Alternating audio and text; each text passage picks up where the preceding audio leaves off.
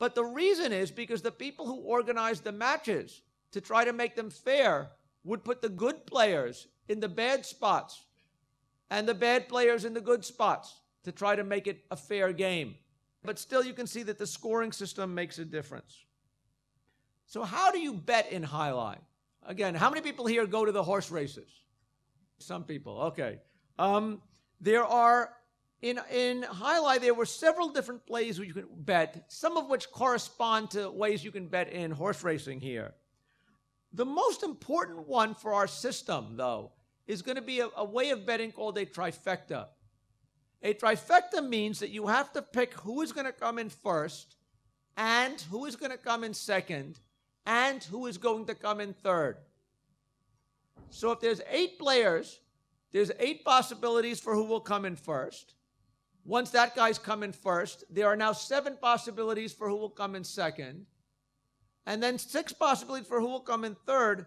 There's 336 possible trifectas to bet on.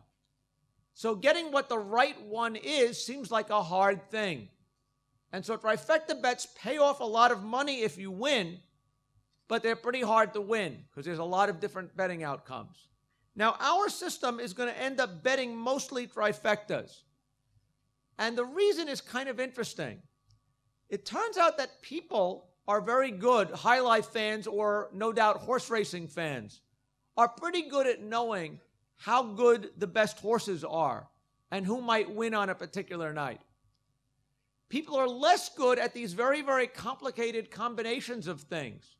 And so that's where it turns out that the betting opportunities for us would arise in.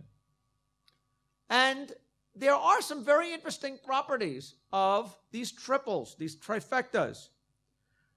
If all players are equally skillful, certain of these trifectas will come in 1,000 times more often than others, just on the basis of the scoring system. 1, 3, 2 is something that will come in a lot, because these players are all at the start of the queue. They all have advantages. 6, 8, 7 is a bad one. All of those are at the bottom of the list. For them all to do well, somehow, all the top players have to somehow always lose, and all the bottom players always win, which is very hard when they have to beat each other in order to win. So, in fact, when we looked at almost 30,000 games, none of the 4 combinations that we thought were the rarest ever happened, because it's so hard for the players to all have that magic thing happen, where all 3 of the bad players in the bad positions do well. So there are strong biases because of the scoring system, and that's how we thought we might be able to take advantage of it. But as we were saying, that turns out simple mathematical models are not enough to make money. This much is clear. Because in fact, most people sort of understand this. If you're a highlight fan, you sort of understand everything I said so far. But what's also true is that the players have different skills. There are good players and bad players. So to try to figure out who was a good player, we wrote computer programs to download data from the web. The details I don't want to probably go into.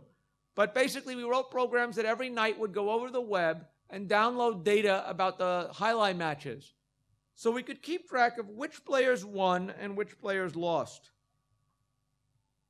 And based on that, we could start to answer the question, are there good players or bad players? Or are they all equally skillful? And when I was comparing it to get a sense of it, I could examine the degree to which a player that was good this year and wins a lot of matches this year, how likely is he to also win a lot of matches next year? If, in fact, the likelihood of me winning them, if I'm good this year and I'm bad next year, it probably means there's not much of an effect on skill. On the other hand, if the same players are good year after year, that probably means that skill makes a difference.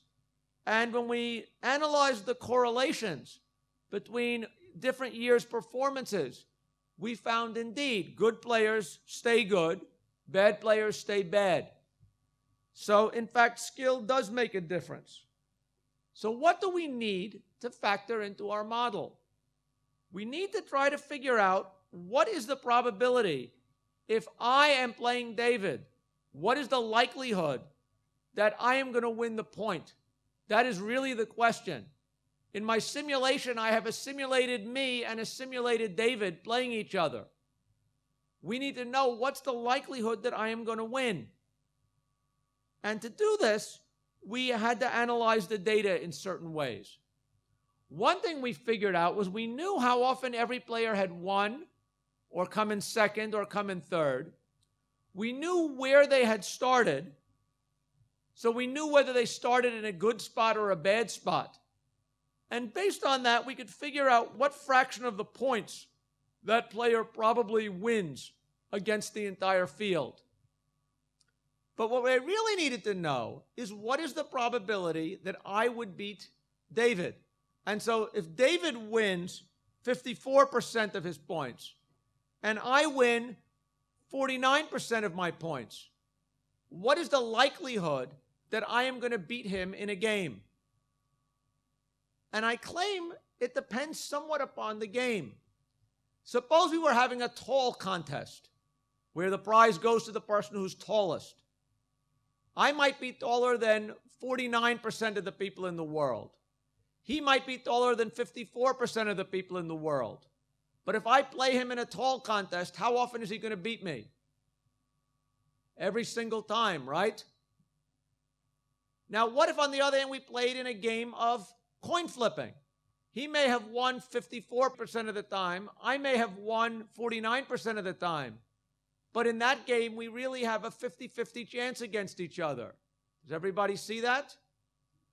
So we need to somehow define a function that is going to reflect what the properties of the game are and somehow map our score differences to what is the probability that I will beat you.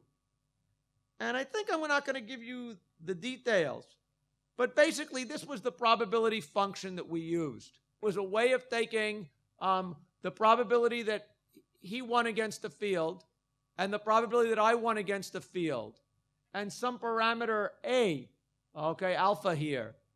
And that would enable me to then figure out what was the probability I would beat him in a particular game. And so now from analyzing the past statistics and using this function, now I have the probability that I can win, who's going to win every point. I can now use that in every single one of those millions games I simulate and figure out the exact probability that every player is going to win that match. Am I now ready to make money? So now from this point, I know what is the probability that everybody's going to win. But unfortunately, that's not yet enough to make money. Because I need to know not who's going to win, but I need to know how much is it going to pay if that player wins. When you go to the horse racing, which you guys are familiar with here, right? You buy a ticket. You bet on, Blue Magic to win. The price that it pays is not really known at the time you buy the ticket. It's because of something they use called the parimutuel system here. The price that you get paid when you win a horse racing bet is they take all the money that was bet, they put it in a pool. They take out a certain amount of money for the Hong Kong Jockey Club, probably about 20%, and that they keep, okay, to run the races and later to build universities. The remaining 80% of the money is then divided among all the people that bet on the winning horse. So it's not enough to sort of know whether or not my horse is going to win. The question of whether or not it's a good bet depends upon how many other people are also going to bet on that horse. So casinos do not use a parimutuel system. When you go to a roulette wheel, you know that when you bet on red, if you win, you will get twice your money.